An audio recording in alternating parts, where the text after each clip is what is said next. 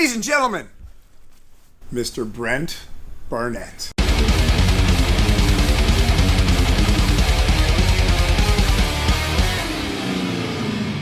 Thank you, everyone. Thank you. But we're actually not here to celebrate me. This is Mark Schulman here. You know? You just have to look at the rip. This is an actual vintage Metallica shirt. It's a Metallica shirt that has been not only used, but worked in, sweated and ripped in. How'd you get the rip, man? I was lifting weights, dude. Wow. And you literally just ripped? Look at that gun right there. Yeah, it gives you a new meaning for the word rip. We're talking about a new rack for Mark this year. And I must say, I think it beats the last one, dude. Yeah, because the last one was very impressive. We didn't just talk about it. This guy,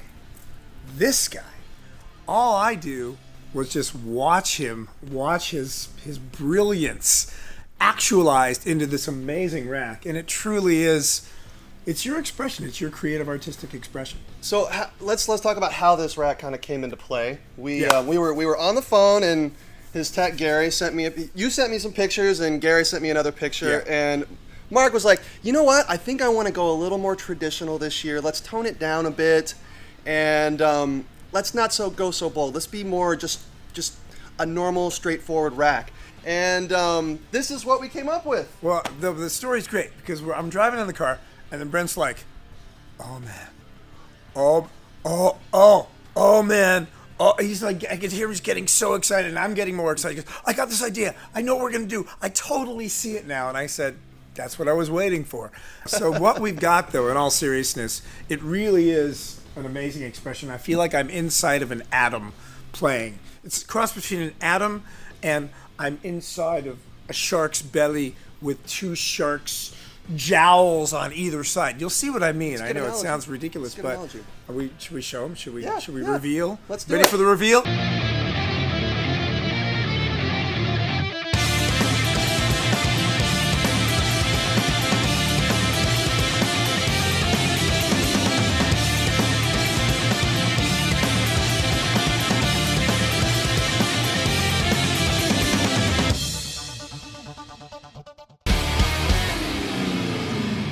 What my whole thought process behind this was I saw circles, like literally a circle going like this and then a circle going like this without, of course, the connections in the center. So I just wanted this look. And I was wondering, okay, so how do we do that? We still need a solid foundation and platform to mount all of his drums and his cymbals, because otherwise it would have been all over the place. And that would have been a nightmare for me to put together. But still would have been fun, though. So what I did was I needed to create just a basic foundation, which was just a traditional three-sided rack, pretty much. I mean, I had to add some extenders into it. But then I was able to add, I guess, what do we call those? The wings, the orbitrons, the... Yeah. The curve. That's Brent right there. Come over and kind of check out the angle. That's what makes it really unique, is it's an angle, but it has full support, because it's critical when you're doing these cosmetic things or visual things that they're actually going to have function and have support. And what's so great is it's got minimum support, but because of the way that you balanced it and the fact that you brought this up, because we knew we wanted to hang things. I may hang some more things, particularly more electronics, but this is an example of how this thing is completely sturdy based on just these two supports and based on the center of gravity, because that was the important thing, was coming up with the right slope that had the right center of gravity, and also keeping it within the 8x8 context, which, by the way, the staging is actually 10x10. So we do have extra work. To play with. But what Brent did is he actually taped the floor to be 8 feet by 8 feet, so we make sure that at least the legs and everything would fit directly inside that space. So we only have what amounts to about a 6-inch hangover on either side. A 6-inch hangover. I don't know. That's what came out. But it's 6 inches beyond the 8-foot structure that we had, but still with this perfect center of gravity that works. The only thing I can take credit for was the decision to use one of these, what is this called, a ball mount? This type of... Ultra Adjust ball. The Ultra Adjust ball. Because originally, like on my old rack, we had just those... connectors. What are those called? They were. It was a geared adjustable right angle clamp. A gear adjustable right angle clamp, but you had to adjust it ahead of time, and that wouldn't have enabled us to be able to kind of work with the angle on this as we were going along. So we put this one that gave us the adjustability that enabled us to kind of rework the angles while we were going along and figure out, because if you look at the slope from this side, you want to come over here.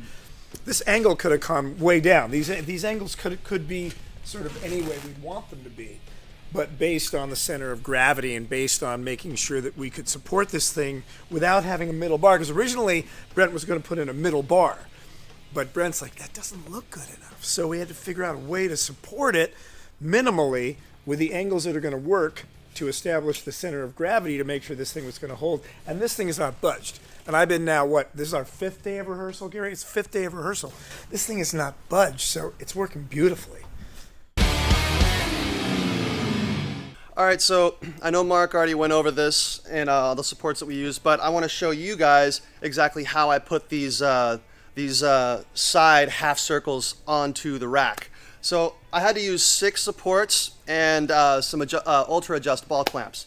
So what I did was, this is all actually connected right to, like I said, a 3-sided rack pretty much, just a basic curved 3-sided rack with a couple extensions. I had to make each of the sides maybe a little bit longer, but it's still the same basis of the rack, of the standard rack. So what I did was, I have a support coming off of this back vertical leg right here, holding the top part of this half circle, and then this lower circle, half circle, is connected to the top one, and it goes the opposite direction. Now I needed something to support and stabilize this upper circle, half circle, so I connected like a 12-inch bar right here just to the horizontal bar. So that locked this in place. Now I needed to secure the rest of it, so what I did was I came over to the front and added another one right here. Well, that locked this bar in place, and then once you connect this portion right here, it's not going anywhere because those two are locked. Now, for the front part of it, we had the bottom bar, the bottom half circle that comes right up in the front, and I still had it connected to the top half circle and mimicked right here on the front leg that I did on what I did in the back leg, which is connect this to a horizontal piece. Now, I had to add another support right here in the middle because there was a lot of weight coming down and we didn't want want this thing to flex. So I just connected another 12-inch bar directly to this middle leg. So that gives it the strength and stability that you need to pull off this kind of design.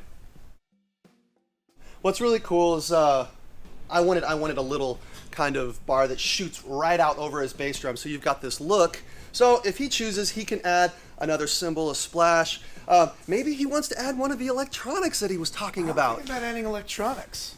That was a plan, actually, but again, we're fresh in rehearsals with Pink. We're going to be doing a bunch of festival dates this year. It's going to be great, and we're still waiting for the electronics because I have my other kit with the other rack that Brent built in Las Vegas for the Cher tour, and Jason Sutter's going to be subbing for me for Cher while I do Pink. So I've got literally like 2 kits on the road, which is wonderful.